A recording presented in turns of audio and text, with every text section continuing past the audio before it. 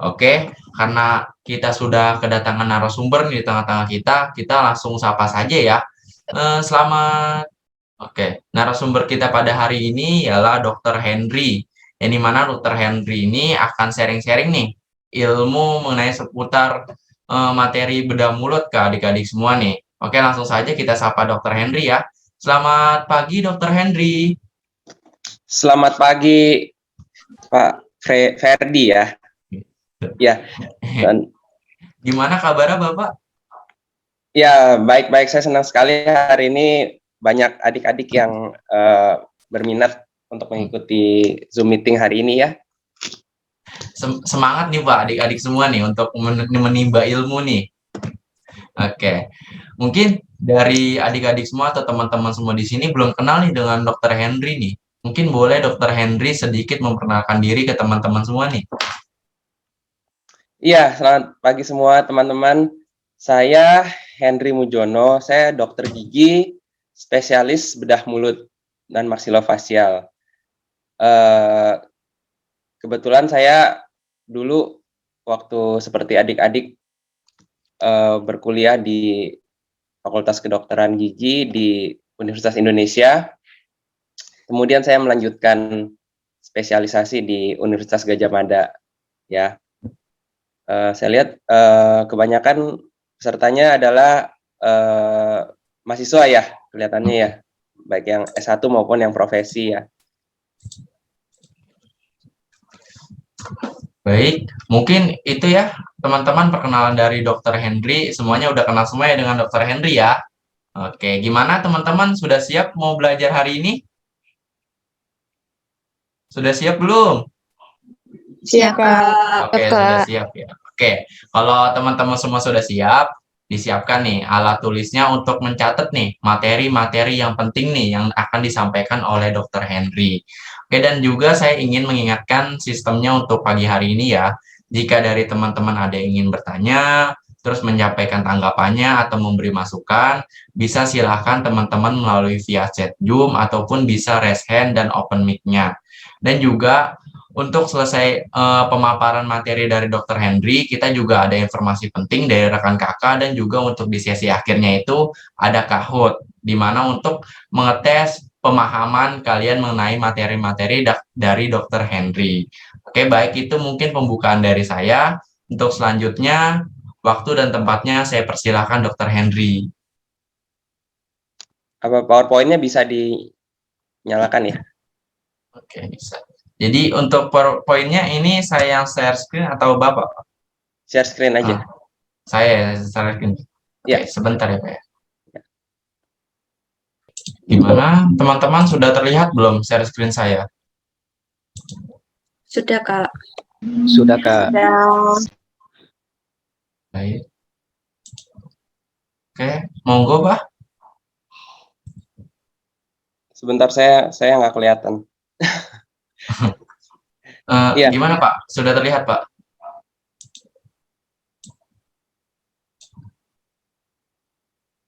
Bagaimana Dr. Henry untuk share screen saya sudah terlihat belum?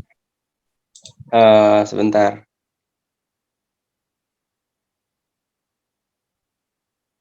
Ya, kita lanjut aja nggak apa-apa. Ya, selamat pagi adik-adik semua. Ya, hari ini saya akan sedikit share tentang bedah mulut dan maksilofasial. Mungkin untuk teman-teman yang belum tahu, spesialis bedah mulut itu, suara saya kedengaran ya semua ya? Kedengaran ya? Kedengaran Pak. Ya, oke. Spesialis bedah mulut itu salah satu spesialis yang agak kompleks karena persimpangan antara ilmu kedokteran dan ilmu kedokteran gigi. Jadi di Indonesia, spesialis bedah mulut itu berasal dari Fakultas Kedokteran Gigi ya. Tapi kalau kita lihat di Amerika maupun di Eropa, spesialis bedah mulut itu kebanyakan dokter dan dokter gigi. Jadi mereka harus menjalani pendidikan di Fakultas Kedokteran secara penuh, kemudian menjalani pendidikan di Fakultas Kedokteran Gigi juga secara penuh, kemudian baru bisa menjadi spesialis bedah mulut dan maksilofasial. Istilah bahasa Inggrisnya oral and maxillofacial surgeon. Terus kemudian mereka bisa sekolah lagi 2 tahun lagi untuk menjadi menambah kualifikasi di plastic operation. Jadi setelah gelarnya spesialis oral and maxillofacial surgeon plus plastic operation. Jadi mencakup operasi bukan cuma di mulut dan wajah, tapi juga termasuk juga di kepala secara umum, baik kepala dan leher. Ya, kalau di Indonesia memang boleh dibilang sedikit shortcut. Jadi tidak ada lulusan spesialis bedah mulut itu yang berasal dari Fakultas Kedokteran Umum ya. Jadi semua berasal dari Fakultas Kedokteran Gigi. Mungkin slide pertama. Ini contoh-contoh kasus ya, kelihatannya ya. Sorry, ini saya punya Zoom, nggak kelihatan share screen-nya. Gimana ya, Pak? Bentar ya,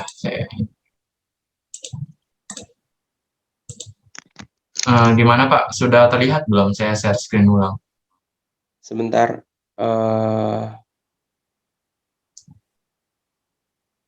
Adik-adik semua udah terlihat belum share screen saya? Sudah. Sudah ya? Sudah, Kak. Ya, jadi ini contoh-contoh beberapa kasus yang biasa kami kerjakan di bidang bedah mulut, seperti tumor rahang ya, seperti yang Bapak yang berkumis itu, tumor rahang, juga kecelakaan yang melibatkan daerah wajah sampai ke leher.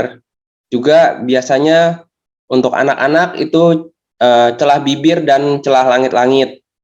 Itu yang seringkali menjadi pusat perhatian dari bidang bedah mulut dan maksilofasial. Ya, slide berikutnya coba. Nah, secara definisi dokter gigi spesialis bedah mulut dan maksilofasial itu adalah dokter gigi ya, dokter gigi secara umum, belajar tentang gigi, mulut ya, semua. Kemudian ada kata-kata spesialis bedah. Nah, spesialis bedah ini dokter gigi spesialis bedah mulut ini juga termasuk dalam Kolegium Bedah Indonesia ya.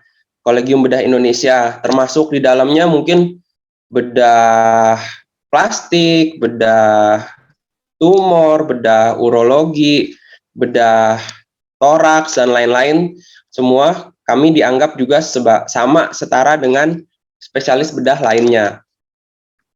Kemudian di dalam kata-kata itu ada mulut ya, berarti yang termasuk dalam ruang lingkup bedah mulut adalah termasuk di gigi, lidah, pipi, langit-langit, beserta seluruh kelenjar dalam mulut, terutama kelenjar air liur, karena itu juga termasuk dalam mulut. Dan ada satu hal lagi yang khusus dan spesifik untuk spesialis bedah mulut, itu sendi rahang. Sendi rahang ini salah satu sendi yang paling sulit dipelajari di manusia, karena sendi rahang ini salah satu sendi yang paling sering dipakai. Ya, setiap hari kita bicara, setiap hari kita pasti makan, ya, pasti akan menggerakkan sendi rahang. Dan permasalahan di sendi rahang itu sangat banyak dan sangat mengganggu di kehidupan sehari-hari. Bayangin kalau setiap kali ngomong atau makan itu sakit. Ya, kalau misalkan kita sakit di sendi tangan atau kaki, kita bisa istirahat kan. Tapi kalau sendi rahang sakit, kita nggak bisa istirahat kan loh. Karena tiap hari kita harus makan kan. Atau tiap hari kita pasti harus bicara. Benar kan? Jadi salah satu hal yang kompleks juga sebetulnya di dalam bedah mulut. Kemudian kata-kata ketiga ini maksilofasial. Itu terdiri dari dua kata, yakni yang pertama maksila. Maksila itu yang dicakup adalah seluruh rahang atas, ya, termasuk sinus maksila.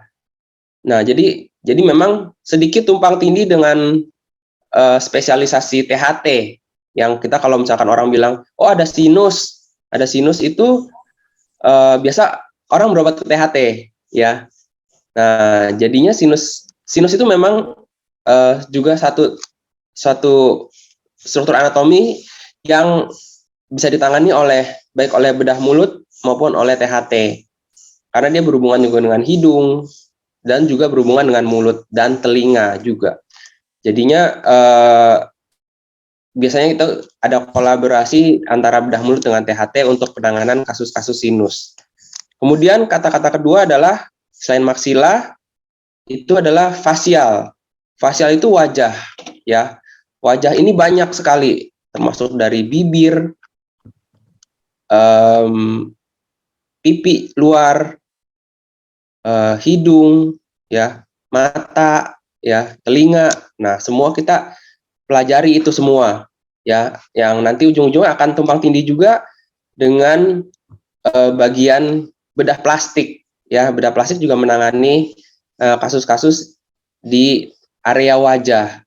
Jadi cukup kompleks, ya, cukup kompleks karena dari gigi, bibir, sendi, rahang atas, rahang bawah, sinus sampai ke wajah, ya. Mata pun kita ikut menangani, tapi kebanyakan akan kolaborasi juga dengan dokter mata, begitu ya. Jadi cukup banyak yang bisa ditangani oleh spesialis bedah mulut dan maksilofasial. Slide. Nah, saya mau menjelaskan sedikit gimana sih prosesnya untuk menjadi seorang spesialis bedah mulut. Ya, pertama setelah adik-adik misalkan lulus SMA, pasti semua sudah lulus SMA ya ini ya. Lulus SMA, jurusan IPA, pastinya jurusan IPA. Nggak tahu sekarang masih ada ya jurusan IPA ya mungkin ya, atau IPA IPS saya kurang update kalau soal SMA ya. Kemudian adik-adik yang masuk fakultas kedokteran gigi itu menempuh pendidikan kurang lebih 7 sampai 8 semester untuk menjadi sarjana kedokteran gigi, istilahnya untuk preklinis. Kemudian setelah lulus jadi sarjana kedokteran gigi akan menempuh pendidikan profesi dokter gigi selama 3 sampai 4 semester. Nah, ini memang cukup sulit ya. Untuk profesi dokter gigi ini beda dengan profesi dokter umum. Jadi kalau memang dokter gigi ini memang harus kasus tertentu harus selesai ya, misalkan belum pernah bikin gigi palsu tipe apa, itu tidak bisa selesai. Beda dengan profesi dokter umum yang selesai di jangka waktu tertentu. Nah, ini kalau sudah selesai jadi dokter gigi, mulai tahun 2022 ini ada namanya internship, ya, mulai tahun ini dari Permenkes nomor 7 tahun 2022, semua lulusan dokter gigi baru harus menjalani internship selama 1 tahun. Ya, internship ini bisa di rumah sakit, bisa di Jakarta, di Jawa, di seluruh Indonesia, ya. Semua di rumah sakit, nanti akan dibimbing oleh dokter gigi senior untuk bisa menjadi dokter gigi yang mempunyai pengalaman.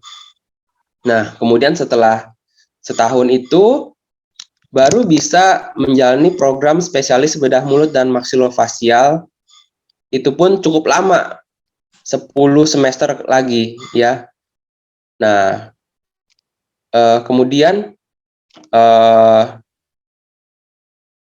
untuk program studi spesialis bedah mulut di Indonesia itu masih sangat terbatas. Jadi cuman ada di 4 kampus di Jawa dan 1 kampus di Sulawesi, ya. Jadi cuman ada 5 fakultas kedokteran gigi di Indonesia yang boleh mengadakan program pendidikan spesialis bedah mulut dan maksilofasial. Jadi boleh dibilang kalau lulusan dokter gigi itu tiap tahun mungkin ribuan.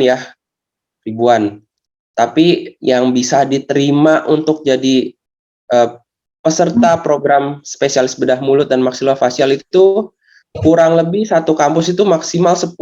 Jadi kurang lebih 40 sampai 50 aja dari seluruh dokter gigi yang sudah lulus dari banyak fakultas kedokteran gigi. Jadi cukup kompetitif dan cukup sulit ya. Next slide. Nah, apa saja sih yang dipelajari di bedah mulut?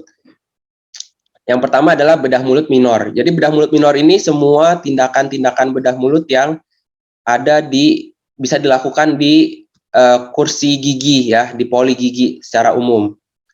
Yang paling banyak itu gigi impaksi. Ya, gigi impaksi ini mungkin semua adik-adik tahu ya, atau mungkin sudah pernah mengalami ya operasi gigi impaksi, odontektomi.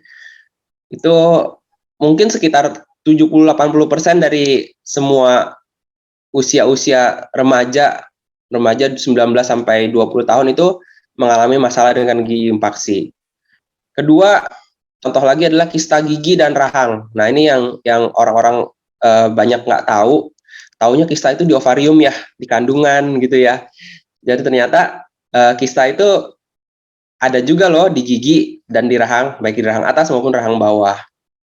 Kemudian ada yang ketiga, operasi preprostetik dan ortodontik. Ya, ini yang cukup populer juga, terutama yang ortodontik ya. Banyak sekali orang yang pasang kawat gigi, ortodontik itu kawat gigi, yang memerlukan operasi. Ya, jadi kerjasama dengan dokter gigi spesialis ortodonti, misalnya pasang skrup ya, atau kita tarik gigi taring gitu ya, atau tarik gigi yang terpendam gitu. Dan juga ini ada juga operasi prostetik. Operasi prostetik ini kita biasanya kerjasama dengan spesialis prostetik ya. Spesialis prostetik ini spesialis gigi palsu ya, pasien-pasien yang udah tua-tua perlu operasi sebelum pasang gigi palsu. Itu juga biasanya kita kolaborasi dengan spesialis prostetik ya. Terus kemudian ada juga tumor gusi. Nah, ternyata tumor gusi dan bibir ini juga ada loh. Di dalam mulut ini cukup banyak tumor gusi, yang kecil maupun besar, sedang, besar, itu juga bisa dikerjakan di dalam poli gigi ya. Kemudian ada juga kelainan kelenjar liur. Nah, yang kelenjar liurnya tersumbat, yang kelenjar liurnya ada batu, ya ada batu juga loh di kelenjar liur, bukan cuman di ginjal ya, batu ginjal atau batu empedu. Ternyata di kelenjar liur juga banyak batu. Kemudian yang berikutnya adalah dental implant. Dental implant ini tanam gigi. Kalau adik-adik pernah dengar tanam gigi, dental implant ini yang simple sampai yang kompleks, kebanyakan bisa dikerjakan di poli gigi. Kemudian juga namanya bone grafting. Ya, bone grafting ini mengambil tulang dari rahang untuk rekonstruksi rahang yang sudah rusak atau rekonstruksi rahang sebelum pemasangan dental implant. Slide kita lihat foto-fotonya aja ya, biar lebih menarik ya daripada saya cerita doang ya. Nah, ini nih. Ini salah satu kasus yang tiap hari saya kerjakan lah. Ya, gigi miring. Mungkin adik-adik juga pernah ya, ada gigi yang miring seperti ini. Baik yang sisi kanan, gigi pojok, ujung. Tuh, ceritanya ini pasien ini pasang kawat gigi dan gigi bungsunya miring, sakit. Jadi akhirnya dirujuklah dari teman sejawat spesialis kawat gigi, spesialis ortodontik untuk lakukan operasi gigi bungsu. Ya, ini mungkin adik-adik udah sering banget lihat ini dan sangat familiar. Slide berikutnya. Nah, ini contoh-contoh tumor di gusi, ya, tumor di gusi maupun tumor di bibir, ya. Ada yang kecil aja tuh kayak adik kecil yang baju hitam, bibirnya ada benjolan, ya, itu kecil. Atau bisa seperti ibu-ibu baju ungu ini yang ada tumor di gusinya, ukurannya cukup besar sampai ke dalam ya. Ini juga masih bisa dikerjakan di poligigi secara bius lokal ya, karena tumor kecil masih ya kecil sampai sedang masih bisa lah dikerjakan. Atau juga ada juga yang kecil seperti yang foto yang di atas kanan itu akibat dari tergesek-gesek gigi palsu ya. Jadi gusinya harus dibuang tuh karena itu sakit sekali saat dia pakai gigi palsu. Atau seperti yang gigi depan ini yang ada tumor merah, warna merah di bawah gusi. Nah, itu juga sangat sering terjadi, istilahnya epulis itu sangat sering terjadi. Mungkin ini biasa terjadi di usia-usia remaja di 15 tahun, 12 sampai 15 sampai 17 tahun suka ada terjadi tumor gusi kecil seperti ini. Ya, ini salah satu contoh-contoh yang bisa dikerjakan oleh spesialis bedah mulut. Kemudian berikutnya, nah ini juga ada tumor-tumor yang cukup besar ya, tumor-tumor gusi ya, banyak sekali jenisnya, dan biasanya kita lakukan biopsi. Kita ambil seluruhnya tumor-tumor tersebut, kemudian kita biopsi. Nah, di langit-langit juga ada tuh seperti yang foto yang kanan bawah. Itu juga salah satu tumor di gusi ya.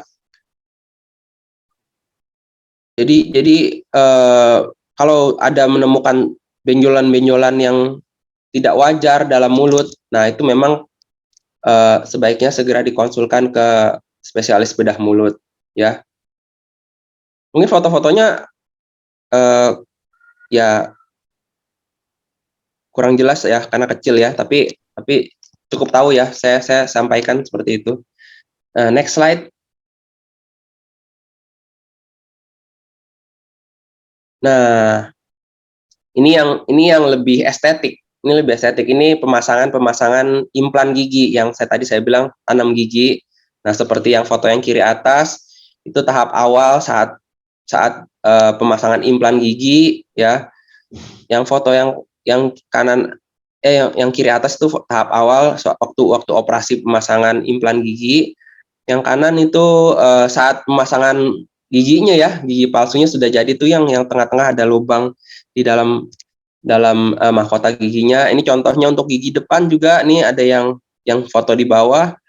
Ibu ini sudah pasang implan sekian bulan, kemudian baru dipasang mahkotanya. Jadinya dia bisa senyum kembali dengan bagus ya. Kalau gigi depan kelihatan ompong gitu kan nggak baik ya, terlihatnya kurang estetik. Akhirnya dia bisa pasang dengan bagus.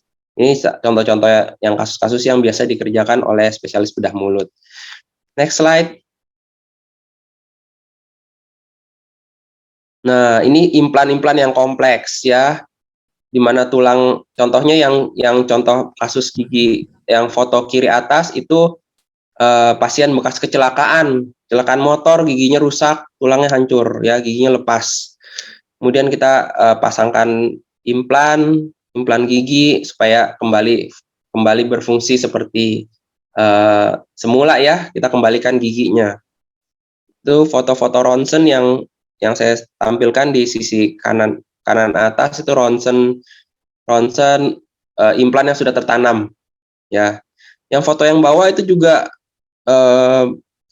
implan gigi yang dimana kita ambil tulang ya, kita ambil tulang rahang dari dagu, biasanya kita ambil untuk kita pindahkan ke rahang atas ya, supaya untuk membentuk kembali rahang atas yang sudah rusak tadi tersebut ya. Ini implan yang kompleks. Kalau kasus-kasus yang slide sebelumnya itu implan-implan yang sederhana, dan ini biasanya bisa dilakukan oleh juga dokter gigi umum. Tapi kalau implan-implan kompleks biasanya dikerjakan oleh dokter gigi spesialis bedah mulut. Next slide. Nah, eh, yang tadi sudah saya bilang, bedah mulut itu sangat kompleks dan kolaborasi banyak dengan berbagai disiplin di ilmu kedokteran. Biasanya penyakit dalam, misalkan pasien-pasien mau operasi, ada penyakit jantung atau diabetes atau lain-lainnya, biasanya kita konsultasikan ke penyakit dalam. Kalau untuk bedah onkologi, biasanya kita operasi bersama, ya, tumor-tumor ganas, ya, kita operasi tumor ganas dalam mulutnya, tapi bedah onkologi nanti kerjakan yang lainnya. Bedah urologi juga loh, ya, bedah urologi itu untuk uh, untuk ureter, ya, biasa ureter atau kelainan-kelainan di alat kelamin pria, itu juga bisa kita kerjasama. Biasanya kita ambilkan mukosa dari pipi, ya, untuk kerjasama dengan rekonstruksi ureter dengan bedah urologi. Nah, bedah plastik pasti, ya, karena kita tumpang tindih dengan bedah plastik, jadi banyak kerjasama yang kita kerjakan. Bedah saraf juga, ya, karena biasanya pasien-pasien, contohnya pasien-pasien kecelakaan patah rahang gitu, ya, biasanya ada cedera kepala. Jadinya kita harus kerjasama juga dengan bagian bedah saraf untuk menangani cedera kepalanya, karena kepala itu otak tidak menjadi bagian yang kompetensi dari bedah mulut, kita kerjasama. Nah, juga mata, kecelakaan-kecelakaan yang merusak dinding bola mata, juga kita kerjasama dengan dokter mata untuk evaluasi penglihatan, untuk evaluasi visus dan lain-lain. Kemudian apalagi sih yang kita biasa kerjasama dengan berbagai bagian? Coba slide.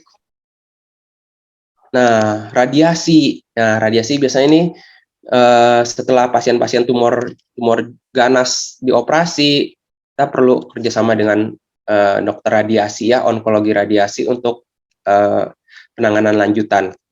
Kemudian ilmu kesehatan anak. Nah, ini dokter anak. Banyak sekali pasien anak-anak kita, ya, terutama pasien-pasien bibir sumbing, ya, di mana usia 3 bulan kita sudah operasi. Itu perlu kerjasama dengan dokter anak, ya. Anak-anak dengan bibir sumbing, celah langit-langit itu biasanya sangat rentan dengan pilek, batuk pilek, ya. Mereka harus operasi, minta tolong disembuhkan dulu dong, ya, batuk pileknya, baru kita bisa operasi, ya. Itu juga bukan kompetensi kita karena lebih ada ahlinya, yaitu dokter anak, ya. Kemudian anestesiologi, ya, anestesi pasti, ya, karena kita mengoperasi pasien di ruang operasi, itu perlu kolaborasi dengan dokter anestesi.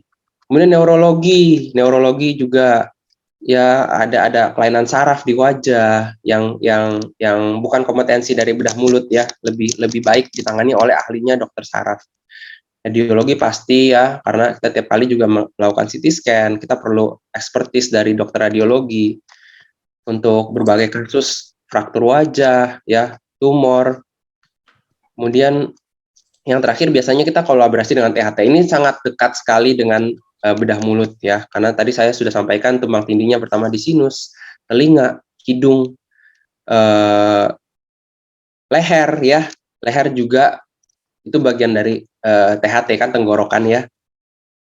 Pasien-pasien dengan trauma wajah itu biasanya sulit, ada gangguan pernafasan, itu juga ada masalah di leher, juga nanti kita kerjasama dengan THT.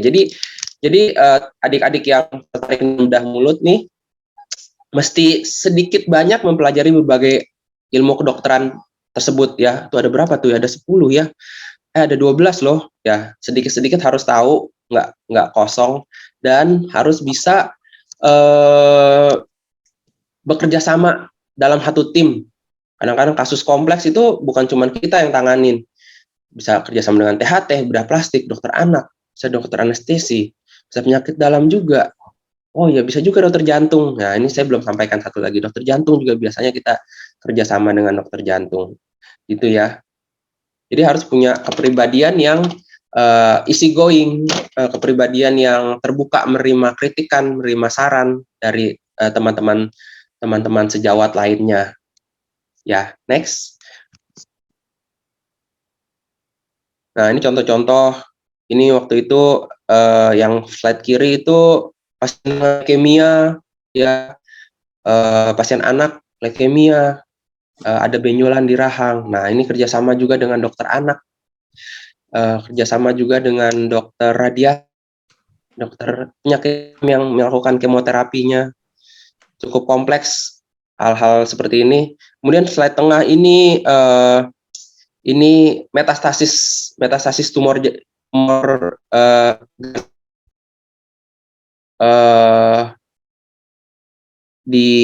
rongga mulut ya, sampai langit-langitnya sudah jebol. Ya, itu juga kolaborasi dengan spesialis kemoterapi ya. Kemudian yang kanan ini pasien bleeding ya, cabut gigi bleeding nggak sembuh-sembuh. Ya, ternyata dokter giginya tidak mendeteksi bahwa dia ada kelainan perdarahan ya. Biasanya akhirnya kerjasama dengan dokter penyakit dalam lagi untuk menangani masalah perdarahan. Ya, jadi dokter bedah melakukan tindakan untuk menghentikan secara lokal, tapi secara sistemik harus kerjasama dengan dokter yang lebih kompeten. Next slide, ini contoh-contoh aja ya adik-adik ya, masih banyak lagi. Coba next slide berikutnya. Nah, bedah mulut mayor yang besar-besar nih, yang biasanya kita harus kerjakan di kamar operasi ya. Ada empat bagian besar yang saya rangkum. Biasanya yang kita lakukan adalah kelainan kongenital yang pertama ya, bibir sumbing ya, bibir sumbing. Nanti kita lihat foto-foto kasusnya. Celah langit-langit dan celah rahang. Kemudian trauma wajah, kecelakaan. Biasanya kecelakaan orang-orang yang naik motor ya, nggak pakai helm. Nah, nggak pakai helm nih paling sering terjadi kecelakaan, terjadi fraktur wajah ya, trauma wajah. Baik fraktur mandibula, fraktur rahang bawah, fraktur maksila ya, rahang atas. Sigoma itu tulang pipi sini loh. Nah, itu kalau terbentur juga bisa patah nih di sini. Nanti wajahnya blesok satu. Nah, itu yang salah satu yang sulit juga tuh. Karena kita harus kembalikan wajah ini seperti normalnya. Karena kalau wajah normal kan harusnya kan senyum, pipi ini ada tonjolan. Bagus kan? Kalau misalkan satu pipi masuk ke dalam, satunya normal kan ya aneh, wajahnya asimetris. Nah, terus kemudian fraktur Lefort 1 sampai 3 ini fraktur wajah sampai ke dalam kranium, ke basis kranium. Ini juga cukup kompleks ya, biasanya kita sebut juga fraktur panfasial yang melibatkan rahang atas, rahang bawah, seluruh wajah. Nah, itu cukup kompleks dan perlu kerjasama dengan berbagai spesialis lainnya. Kemudian yang golongan ketiga adalah oral onkologi. Onkologi ini tumor, baik tumor jinak dalam mulut ya, yang kecil, besar, sampai ke tumor ganas ya. Kita kerjasama dengan bagian onkologi, bagian radiasi, bagian kemoterapi ya, itu yang biasa kita kerjakan hari-hari. Nah, yang terakhir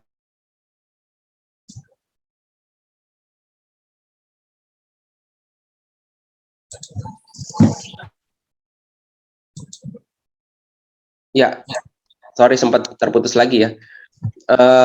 Infeksi ini Phlegmon ini dari biasanya infeksi gigi yang sudah membahayakan nyawa ya, menyesek jalan nafas, nanti kalau turun ke paru-paru pasien bisa meninggal. Ini yang bahaya. Itu juga harus segera ditangani oleh spesialis bedah mulut. Infeksi juga termasuk infeksi odontogenik, itu infeksi yang dari gigi ya, infeksi dari gigi menyebabkan abses. Ada juga infeksi yang non odontogenik. Ya, non odontogenik ini bisa infeksi dari kulit, dari kelenjar riur, dari mukosa kulit ya, mukosa gusi, infeksi gusi, itu juga semua bagian dari tindakan yang biasa dikerjakan di bedah mulut. Berikutnya next slide, kita lihat foto-fotonya aja ya biar lebih menarik. Nah, ini contohnya, ini operasi patah rahang nih ya. Tuh, ini adik ini waktu itu ditabrak motor ya. Ditabrak motor, terbentur ke trotoar gitu ya, pecah rahang bawahnya pecah. Kita operasi, kita pasang plat, kita kembalikan posisi tulang yang normal. Juga foto ini salah satu foto yang ronsen ya, ini CT scan yang foto sebelah kanan, CT scan dari patah tulang pipi yang tadi saya bilang fraktur zigoma, patah tulang pipi ya. Kita operasi sampai ke mata ya, di bawah mata kita pasang plat untuk kembalikan simetris dari wajahnya. Berikutnya next slide. Ini apalagi kasus apa? Nah, ini juga nih patah sendi rahang ya, kecelakaan naik motor, dagunya terbentur. Nah, kita operasi, kita buka sendi rahangnya. Nah, tadi yang sebelumnya foto CT scan yang sebelah kanan itu bisa dilihat ya, sendi rahangnya lepas tuh ya. Mana nih, bisa dilihat nggak? Sendi rahangnya lepas nih adik-adik. Kalau bisa dilihat lebih jelas. Nah, itu sendi rahangnya tuh. Nah, atas sedikit Kak. Nah, itu sendi rahangnya lepas ya. Kita operasi, kita kembalikan seperti normal. Kalau sendi rahang seperti itu, dia tidak bisa buka mulut loh. Nah, kalau tidak bisa buka mulut, nggak bisa makan, nggak bisa ngomong ya. Karena nyangkut, sendi rahangnya nggak ada. Jadi mulutnya itu tidak bisa dibuka. Kita terpaksa harus kita operasi, kita buka dan kita kembalikan di posisi yang normal. Next. Nah, ini pasien bibir sumbing ya, bibir sumbing tuh ya, adiknya ini baru 3 bulan loh, ini baru 3 bulan kita operasi, tadinya ada bibirnya bercelah ya, terus langit-langitnya juga nih ya. Jadi si adiknya ini nggak bisa minum susu, nggak bisa minum ASI karena langit-langitnya bolong. Setiap kali minum ASI dia kesedak masuk ke hidung ya. Makanya kita harus segera operasi dia sampai ke awal-awal 3 bulan sudah harus bisa dioperasi. Ya, kita kembalikan bibirnya, kita jahit dan kembali seperti normal. Itu foto yang sisi sebelah kanan ini segera setelah operasi kita jahit bibirnya rapat kembali ya. Next slide. Kita lihat contoh-contoh berikutnya. Nah, ini yang langit-langit ya. Tuh, langit-langit ada celah di langit-langit. Ini yang tadi saya bilang kalau ada celah di langit-langit, ini adiknya nggak bisa minum loh. Ya, minum kesedak terus bisa sih, cuman banyak kesedak karena banyak air masuk ke hidung. Nah, yang kasihan kalau untuk saat minum ASI ya, karena mereka belum bisa kontrol lidah, kurang bisa kontrol bibir ya. Kalau sudah cukup dewasa seperti ini masih bisa lah makan, tapi tetap kita bisa lihat pasti dia sulit membersihkan gigi-giginya. Lihat tuh gigi-giginya sudah hancur ya, banyak yang berlubang karena nggak nyaman ada lubang di langit-langit. Nah, itu juga kita kerjakan operasi ya, seperti yang ini kita jahit dan kita kembalikan. Next slide. Apalagi ya? Nah, ini infeksi nih ya. Ini infeksi di bibir. Nah, itu yang foto sebelah kiri. Ini infeksi di bibir. Itu nanahnya banyak sekali. Ya, itu akhirnya saya bersihkan ya. Kita rawat lukanya berbulan-bulan sampai dia kembali bagus lagi. Saya nggak ada foto, tapi akhirnya dia bisa kembali lagi normal ya. Mungkin ini perlu waktu 3-4 bulan sampai dia kembali normal. Dan ini foto yang sebelah kanan juga ini infeksi. Jadi dia setelah bengkak ya ada nanah di rahang bawahnya, kita keluarkan nanahnya. Ada bolong di rahang bawah. Itu untuk akses keluarnya nanah keluar ya waktu itu. Nah, sekarang sudah sembuh ya, kurang lebih sebulan lah dia sembuh kalau infeksinya seperti ini. Ya, ini salah satu yang dari beberapa kasus yang sudah saya kerjakan. Next. Nah, kita lihat lagi kasus apa nih? Oh, ini kasus tumor kista di langit-langit ya, kista ada benjolan. Ini kista nih. Ya, kista di langit-langit. Makanya adik-adik kalau ada gigi yang berlubang atau apa, segera ditangani oleh dokter gigi terdekat. ya tidak dibiarkan berlarut-larut sampai terjadi kista sebesar ini. Katanya harusnya dioperasi. Nah, pasien yang sebelah kanan ini juga tumor di rahang bawahnya membesar seperti itu ya.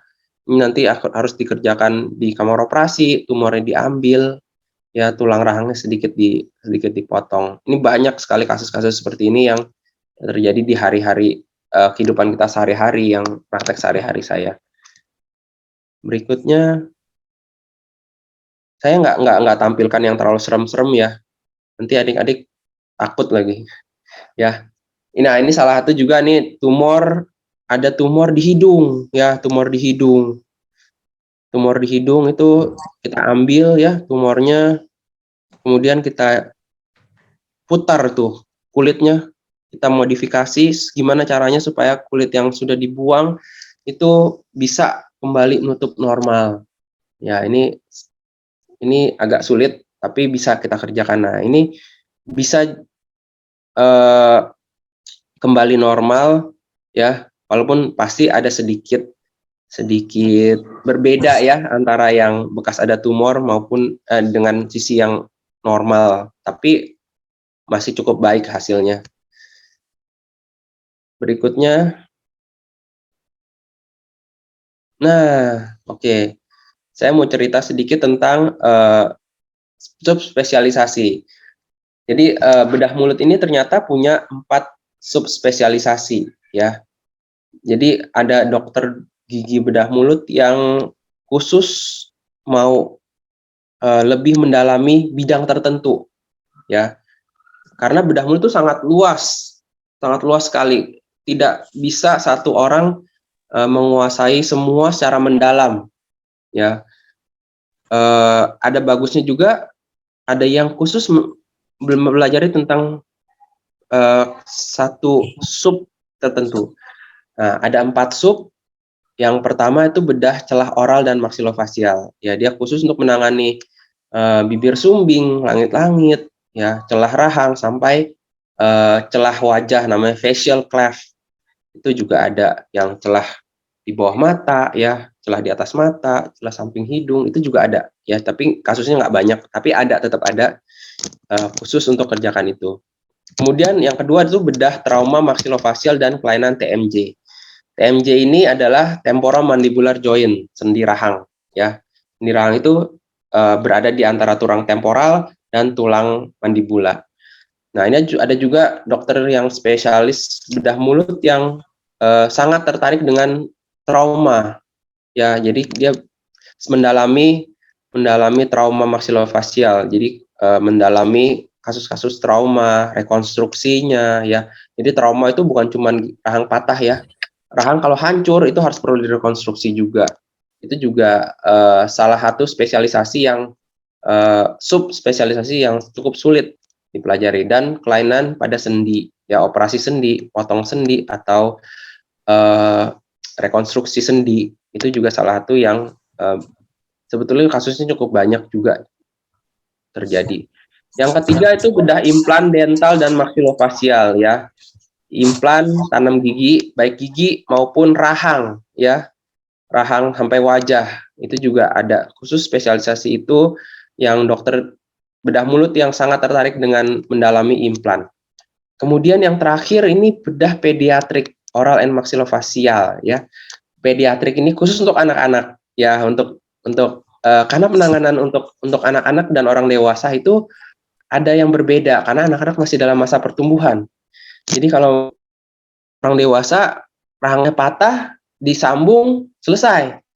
Kalau anak-anak, nah, harus kita pertimbangkan bahwa dia masih ada gigi susunya, masih ada rahangnya akan bertumbuh. Kita sebisa mungkin rahang itu tidak kecelakaan itu tidak mengganggu pertumbuhan rahang. Nah, itu yang sulit.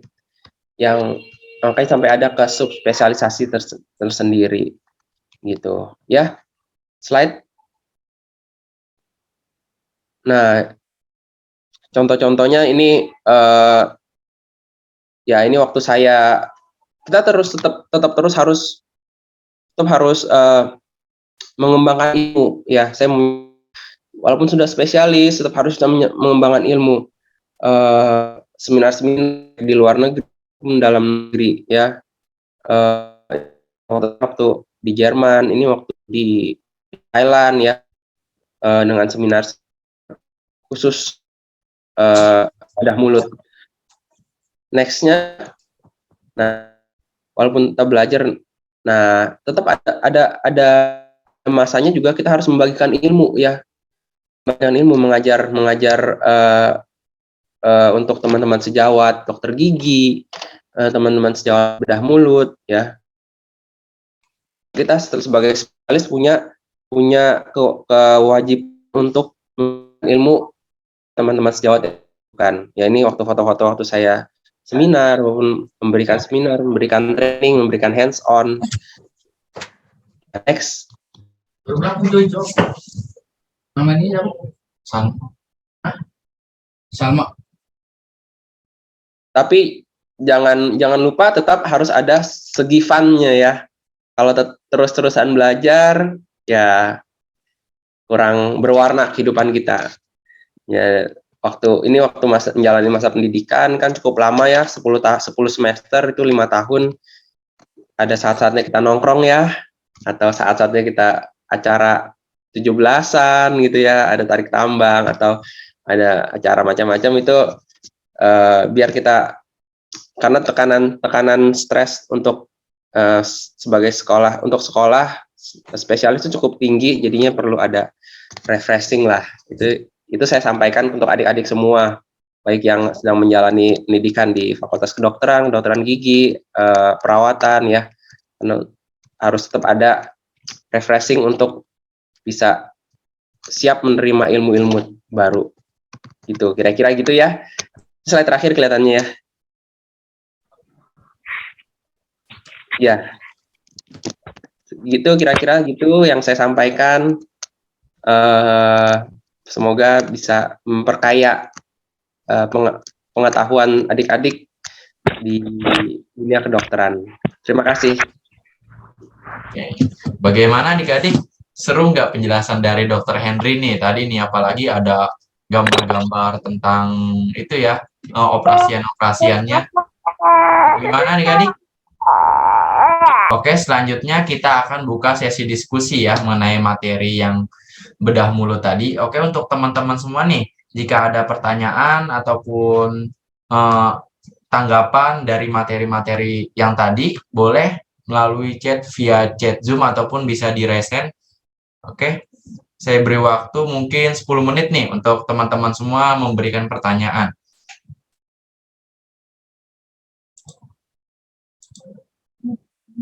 Oke, dari Video Nova. Oke, silakan Video Nova. Ya, permisi, izin memperkenalkan diri. Nama saya Vidinova Putri Sangaji. Di sini saya mau tanya, kalau misal kayak operasi molar 3 gigi yang paling belakang itu apa dilakukan sama dokter bedah mulut aja atau kayak misal dokter kayak semua dokter gigi itu bisa ngelakuin bedah mulut buat yang molar 3 atau enggak, atau cuman dokter spesialis bedah mulut saja? Terima kasih. Iya, terima kasih Vidi. Ini pertanyaan yang sering muncul karena nggak semua tempat itu ada dokter spesialis bedah mulut ya.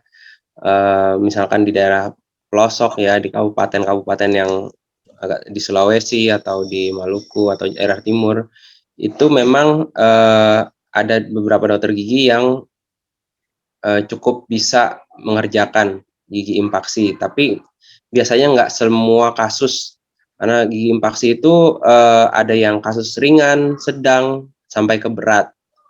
Ya kalau yang ringan, kalau di kedokteran gigi itu kita bilang kelas 1 itu mungkin masih bisa dikerjakan oleh dokter gigi umum. Tapi kalau sudah kelas 2 maupun kelas 3 yang sedang dan berat, itu biasanya tidak menjadi kompetensi dari dokter gigi umum. Tapi kalau misalkan adik-adik ini tinggal di kota besar yang banyak dokter gigi spesialis bedah mulut, itu sebaiknya memang dikerjakan oleh dokter gigi spesialis bedah mulut, karena pertama bukannya cuman asal gigi itu bisa keluar ya, asal gigi yang impaksi yang terpendam itu keluar. Tapi prosesnya harus baik, tidak merusak jaringan sekitarnya, tidak merusak saraf gigi, tidak merusak tulang gigi terlalu banyak, dan tidak merusak jaringan lunak terutama. Komplikasi yang terjadi lebih minimal dan akan lebih nyaman untuk adik-adik yang mau melakukan operasi tersebut dengan dokter gigi spesialis bedah mulut. Gitu. Saran saya sih dengan spesialis bedah mulut, tapi kalau terpaksa sekali nggak ada di kotanya atau kota terdekatnya nggak ada, harus nyebrang pulau gitu ya, ya mungkin bisa dipertimbangkan dengan dokter gigi umum. Kira-kira gitu ya jawabannya, Didi. Ya, terima kasih dokter. Ya, Oke. Baik nih, ada pertanyaan lagi nih dok dari Afrian.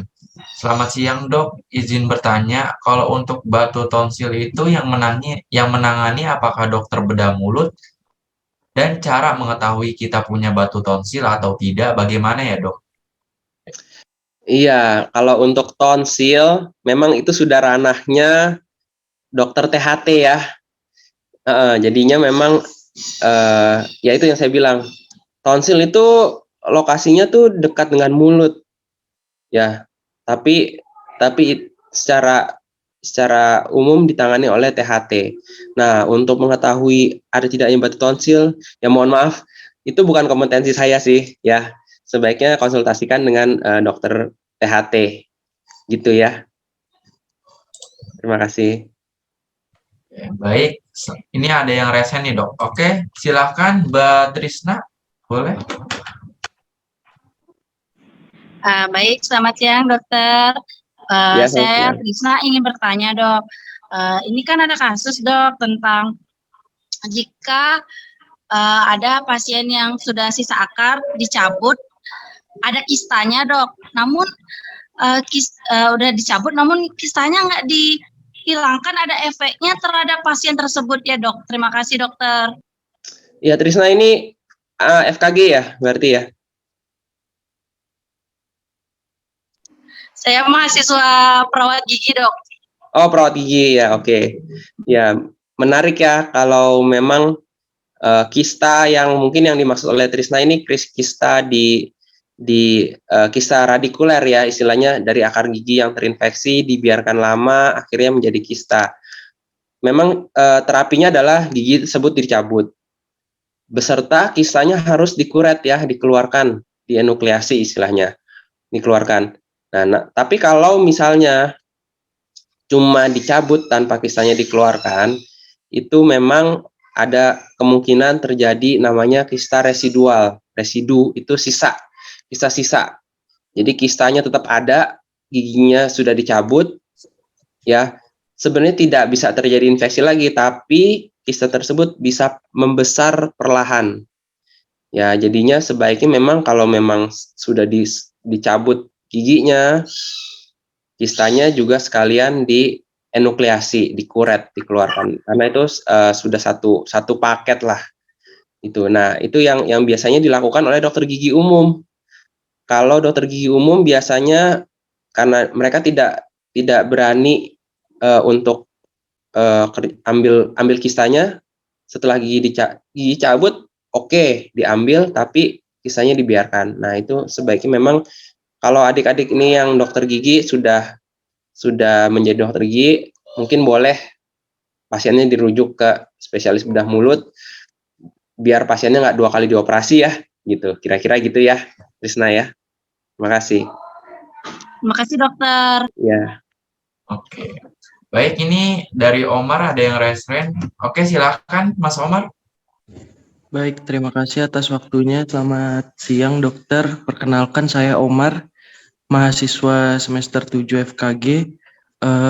Izin bertanya dokter, apabila ada pasien yang mengalami impaksi sampai yang giginya tidur, untuk anestesi yang dilakukan itu seperti apa ya dok? Terima kasih dok. Iya, ini anak FKG ya.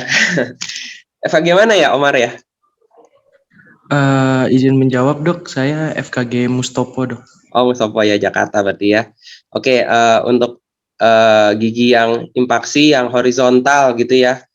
Horizontal kan tapi tetap bisa juga dia kelas 1, kelas 2, dan kelas 3. Secara umum gigi impaksi itu dilakukan anestesi blok mandibula ya, secara umum itu. Saya sih tidak menyarankan untuk dilakukan anestesi infiltrasi saja atau intraligamen walaupun giginya keluar. Karena gini, oke lah, mukosa sekitar gigi itu bisa terbius, tapi ujung akar itu sangat sulit tercapai dengan infiltrasi maupun intraligamen anestesi. Jadi waktu kita operasi, kita potong tulangnya, itu tidak sakit memang pasiennya. Tapi waktu begitu kita ungkit akarnya, itu sakit sekali untuk pasien. Akhirnya pasien ya kapok lah ya setelah operasi. Harapan pasien kan di operasi itu tidak ada rasa sakit, atau paling nggak minimal sekali rasa sakitnya. Nah, kalau sudah tercapai dengan blok mandibula itu bisa tercapai tidak terasa rasa sakit sama sekali, baik pada operasi maupun saat giginya dikeluarkan. Gitu. Jadi sebaiknya memang selalu blok mandibula untuk gigi impaksi, apapun kelas dan posisinya. Gitu. Ya, gitu ya Omar ya. Baik dok, tapi sebelumnya izin bertanya lagi, setelah pasca pencabutan gigi impaksi kan mungkin pasien akan merasakan rasa nyeri ya dok.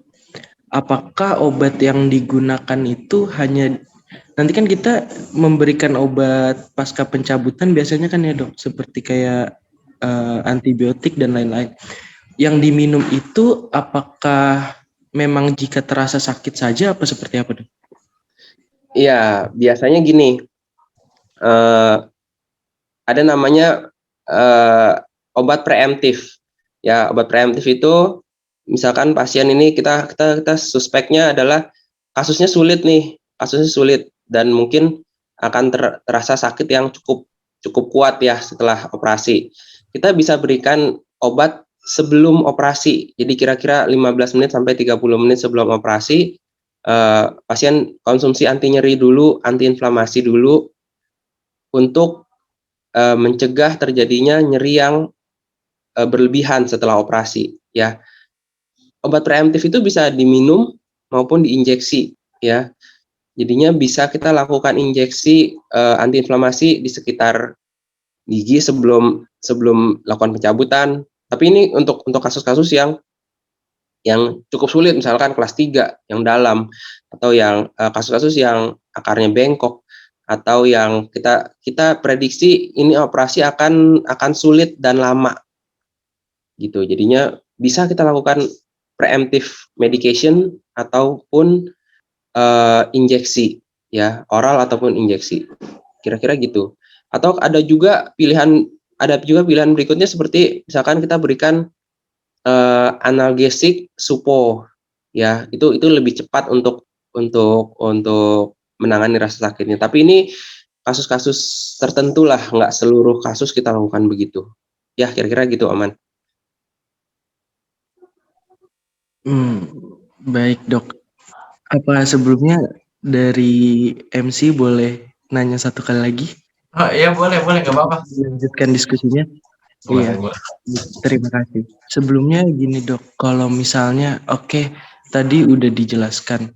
Kemudian ketika pencabutan, ketika giginya sudah keluar, sebelum pasca pencabutan kita tanyakan ke pasiennya bahwa bapak atau ibu apakah mengkonsumsi pengencer darah atau bagaimana.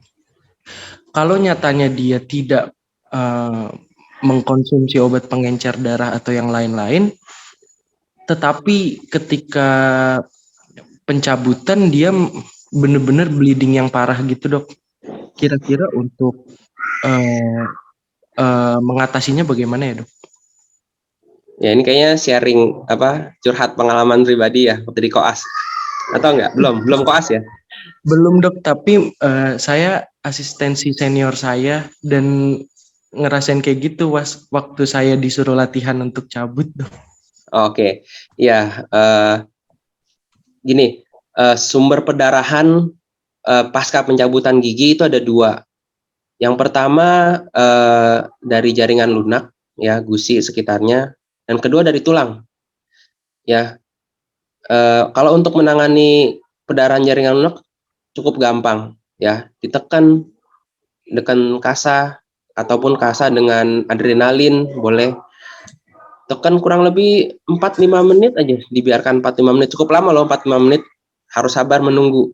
4-5 menit, itu sebagian besar pendarahan akan stop kalau pasien tidak konsumsi pengencer darah maupun tidak punya penyakit kelainan pembekuan darah.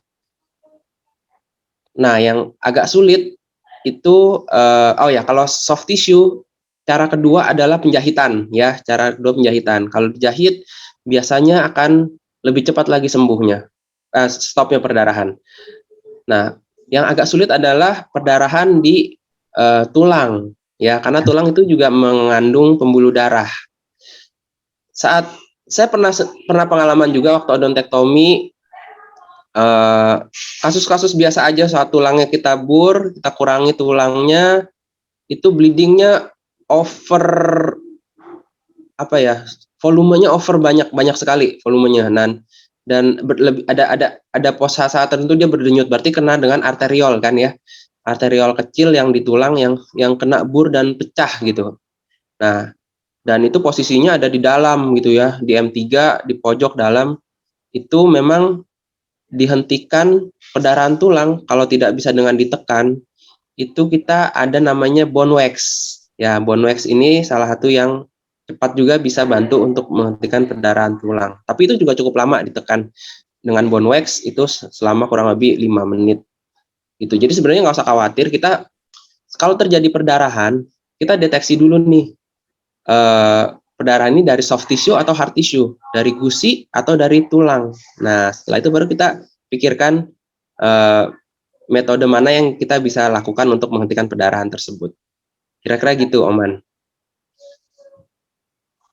Jadi yang penting tenang dulu, lihat dulu sumber pendarahannya di mana, baru kita cari. Baik, terima kasih banyak, Dok. Ya. Oke, baik. Untuk teman-teman semua nih, apakah ada pertanyaan lagi nih? Oke, silahkan, boleh. Waktu kita masih ada cukup banyak ya, masih ada 20 menit lagi. Oke, untuk teman-teman yang lain gimana? Ada yang ingin ditanyakan kembali?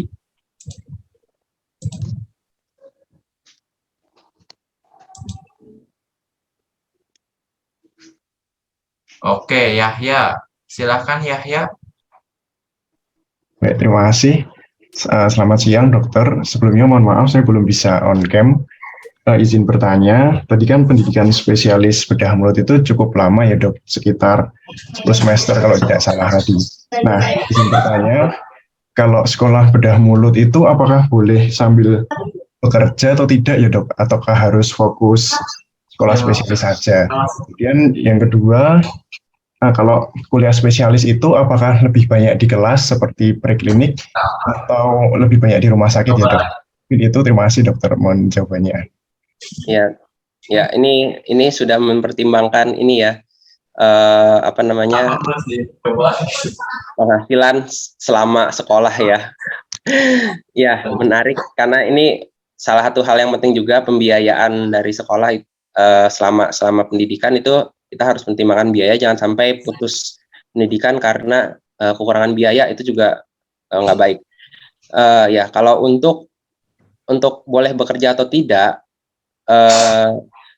pendapat saya sih kalau untuk tahap-tahap awal mungkin memang sulit, semester awal memang sulit karena beban perkuliahan cukup banyak, terutama saat kita belajar ke fakultas kedokteran ya, karena saat sekolah bedah mulut ini kita kan dokter gigi berarti harus mempelajari juga ilmu kedokteran secara umum. Banyak hal yang tidak dipelajari di fakultas kedokteran gigi dan kita perlu pelajarin di fakultas kedokteran, seperti ilmu penyakit dalam, saraf, radiologi, ilmu anak, dan lain-lain. Itu cukup menyita banyak waktu. Untuk awal-awal mungkin sulit, tapi mungkin kalau sudah mencapai tahap-tahap semester pertengahan atau akhir mungkin bisa. Kebetulan kalau saya di UGM dulu memang boleh untuk praktek kalau mau, tapi ya dengan syarat tidak mengganggu perkembangan pendidikan. Tapi saya nggak tahu apakah di fakultas kedokteran gigi lainnya atau di bedah mulut lainnya boleh atau tidak. Setahu saya sih sebagian besar boleh, tapi ada juga yang tidak. Makanya harus dicari informasi yang lebih mendalam kalau emang mau benar-benar mau mendalami bedah mulut. Gitu. Tadi pertanyaan kedua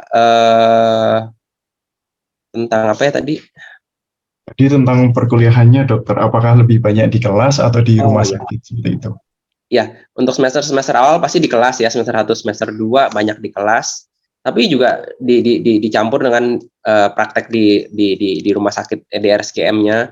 Tapi setelah semester pertengahan sampai akhir pasti akan lebih banyak di rumah sakit karena sebetulnya program pendidikan spesialis itu bukan gelar akademis ya, karena itu gelar profesi. Jadinya seperti koas kan selalu di rumah sakit kan, baik rumah sakit gigi mulut maupun rumah sakit besar. Jadi saya rasa 60-70% waktu akan dihabiskan di rumah sakit gitu. Baik dokter, terima kasih banyak dokter. Oke, baik. Ini ada 2 yang resen ya. Untuk resen yang pertama nih, silakan Mbak Dona. Terima kasih atas kesempatannya. Perkenalkan, nama saya Dona Alendra dari FKG Unsiah Angkatan 2022. Izin bertanya dokter. Sebelumnya saya mohon maaf karena pertanyaannya belum sekritis abang-abang dan kakak-kakak karena sebelumnya saya mahasiswa baru. Jadi saya penasaran dokter, dari sekian banyak spesialis gigi, kenapa dokter memilih menjadi spesialis bedah mulut? Makasih dokter. Ya, ini saya jawab langsung atau mau dengar pertanyaan berikutnya? Boleh langsung, Pak. Iya. Ya, kalau untuk spesialis itu gini ya Dek. Untuk mencapai suatu spesialis walaupun lama gitu ya, tapi kalau kita senang dengan bidang tersebut, kita akan enjoy menikmati prosesnya ya, menikmati proses untuk pendidikannya. Sama seperti Adek lagi di bidang lagi di Fakultas Kedokteran Gigi ya, sedang SKG. Kalau senang, sesulit apapun pasti akan baik hasilnya dan akan dijalani walaupun cukup lama tuh. Jadi dokter gigi juga cukup lama ya, 10 semester ya, 5 tahun, nggak akan terasa lamanya ya. Kalau misalkan nih, karena saya jujur aja saya nggak suka dengan kawat gigi nih misalnya ya, walaupun masa pendidikannya cuma 5 atau 6 semester, tapi karena kalau saya tidak suka mungkin 10 semester juga nggak selesai gitu loh, maksud saya gitu. Jadi untuk alasan pemilihannya adalah karena saya suka dengan ilmunya ya, bukan karena setelah jadi dokter bedah mulut tuh akan kaya gitu misalkan alasannya. Ya kalau ngomong lebih banyak duit pasti lebih banyak di kawat gigi kali ya. Ini bocoran untuk adik-adik. Tapi ya nggak usah dipikirkan untuk masalah uang ya. Kalau ilmunya kalau lebih suka di mana, jalani aja. Jangan karena lama kok akhirnya nggak mau gitu. Gitu kira-kira jawaban saya, karena kesukaan pada bidang tersebut. Gitu ya. Makasih dokter. Ya. Oke, baik. Untuk pertanyaan selanjutnya, silakan Mbak Trisna. Baik, terima kasih. Mohon maaf dok, saya ingin bertanya kembali lagi. Begini dok, seumpama sudah selesai odontektomi, pencabutan gigi bungsu, lalu sudah berjalan waktu 2 minggu, namun tetap nyeri dok. Apakah bagaimana tindakan biar menghilangkan rasa nyeri, dan apakah itu berhubungan dengan kebersihan di mulut tersebut ya dok ya? Begitu. Makasih. Iya. Ini juga sepertinya kasus yang udah dijalanin ya. Gini, kalau untuk setelah odontektomi memang harusnya sih biasanya sih 3 atau 4 hari itu sudah bisa makan normal ya. Kalau bisa sampai 2 minggu, berarti kita harus cari tahu penyebabnya, apakah ada infeksi apakah ada luka terbuka, apakah ada serpihan tulang ketinggalan, apakah ada serpihan gigi ketinggalan. Nah, kita harus tahu dulu dia bisa penyebab utamanya apa gitu. Kalau misalkan memang infeksi, ya kita harus tangani infeksinya, harus dibersihkan ulang, harus dikasih antibiotik yang cukup kuat. Nah, kalau misalkan ada serpihan tulang atau terjadi dry socket, ya kita harus tangani itu gitu. Jadi kita intinya adalah bukan waktunya. Intinya adalah kita harus tahu itu sebabnya apa, ya. Sebabnya apa? Jadi kita bisa mempertimbangkan terapi setelah itu, gitu. Jangan asal-asal aja. Jangan asal-asal misalkan, aduh, udah 2 minggu, berarti ini terjadi infeksi nih. Belum tentu, ya. Kita harus lihat dulu lukanya, harus lihat dulu kondisi peradangan di sekitar gusinya, atau ada sakit di gigi sebelahnya, apakah gigi sebelahnya kena bur atau gigi sebelahnya kena potong, saya nggak tahu. Tapi semua kasus tetap berbeda-beda dan kita harus tahu dulu penyebabnya apa, gitu ya, baru kita bisa tangani kasus tersebut. Gitu kira-kira, Trisna, ya. Terima kasih dokter. Ya. Baik, untuk teman-teman yang lainnya gimana? Ada yang ingin ditanyakan kembali atau sudah paham nih mengenai materi temu pakar yang Dr. Henry bawakan untuk pagi hari ini? Bagaimana teman-teman?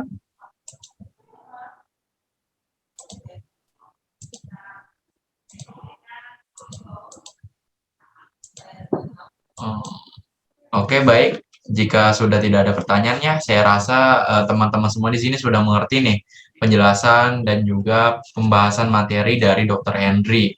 Oke, selanjutnya ini kita akan masuk ke kuis ya adik-adik ya.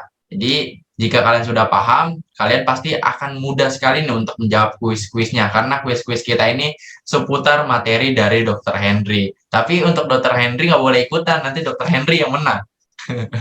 Maaf ya Dr. Henry. Oke, baik. Di sini saya share screen saja ya. Oke. Oke.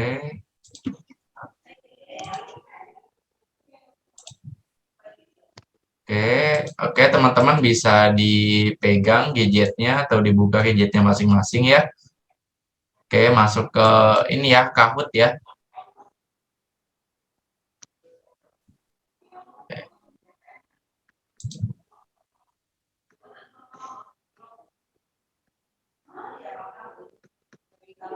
Oke, ini game pinnya. Oke. Kalian mencantumkan nama kalian beserta kampus kalian juga.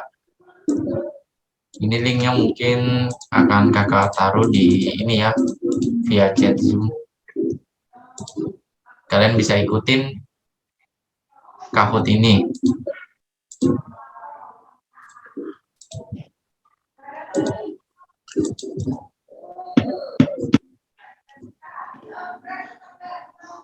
Ini pinnya ya.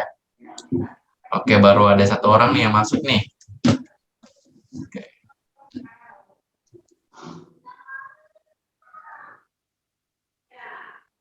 Untuk Kahoot ini, untuk perolehan door prize-nya hanya diberikan untuk satu orang saja ya teman-teman ya. Hanya untuk yang juara pertama saja. Oke.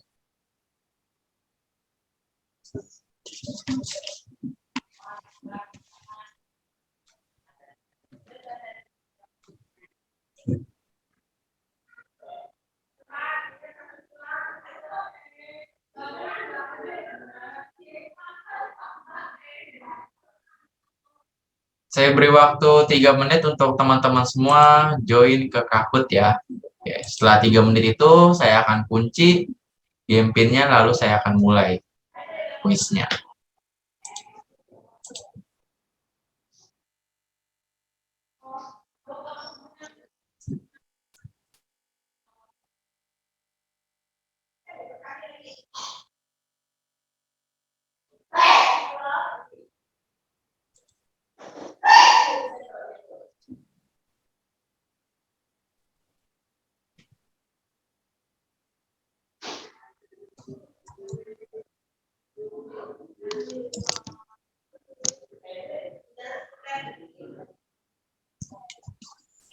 Oke, 2 menit lagi saya akan mulai Kahootnya.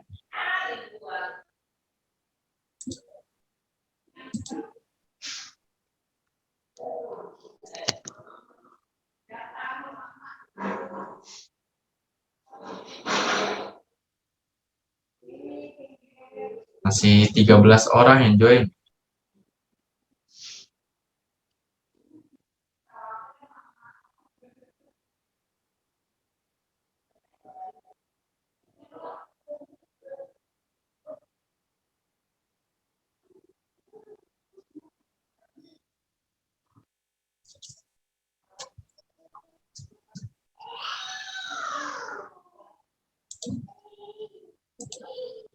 Oke, 1 menit lagi ya, teman-teman. Silakan yang belum join, segera join.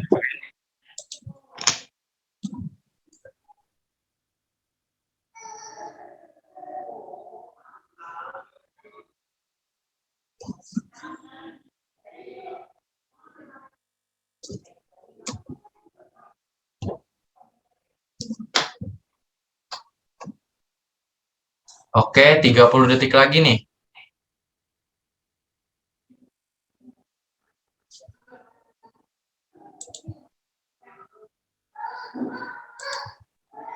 Oke, 10, 9, 8, 7, 6, 5, 4, 3, 2, 1. Oke, saya kunci. Oke, akan mulai ya, start. Oke, cuma 17 orang saja nih yang mengikuti nih.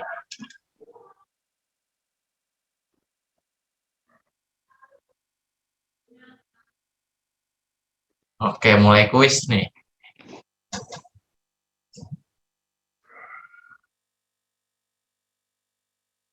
Ayo, siapa nih?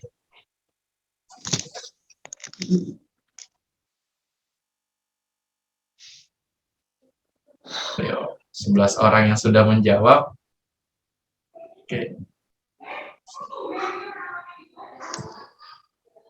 Oke.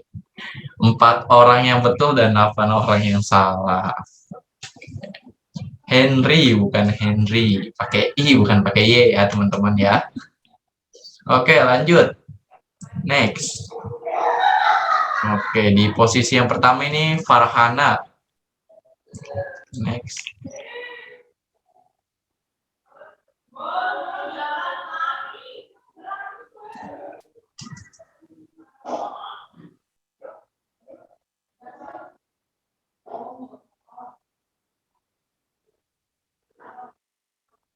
Oke, ada yang salah nih, Fakultas Kedokteran. 1 orang. Oke, kita next saja ya.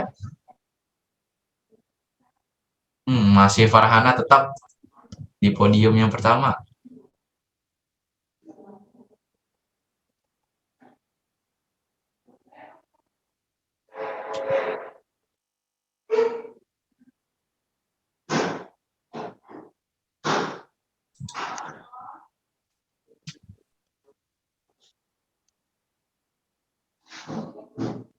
Oke, 10 orang betul. Jawabannya 10 semester. Oke, kita cek.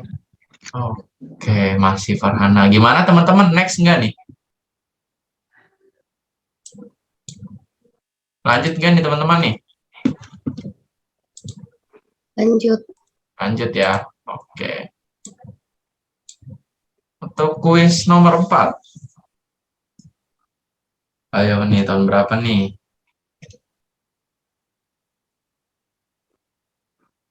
2017, 2018, 2022, atau 2020?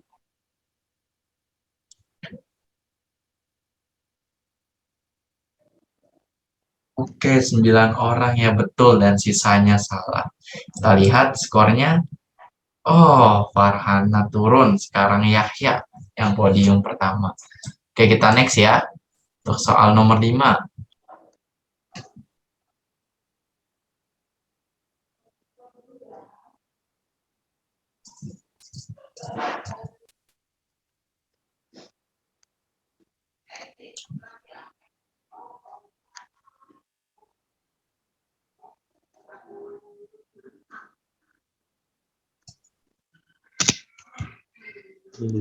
Oke, 5 orang salah. Next.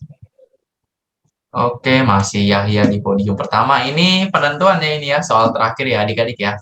Oke, kita lihat siapa yang akan mendapatkan door prize-nya. Untuk kuis yang terakhir. Oke.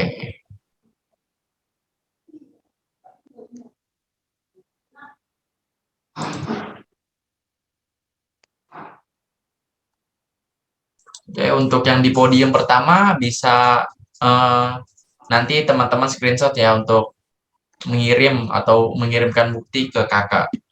Oke, betul. Oke, semuanya betul ya. Oh, ada yang satu memilih bedah urologi. Next, siapakah yang di podium pertama?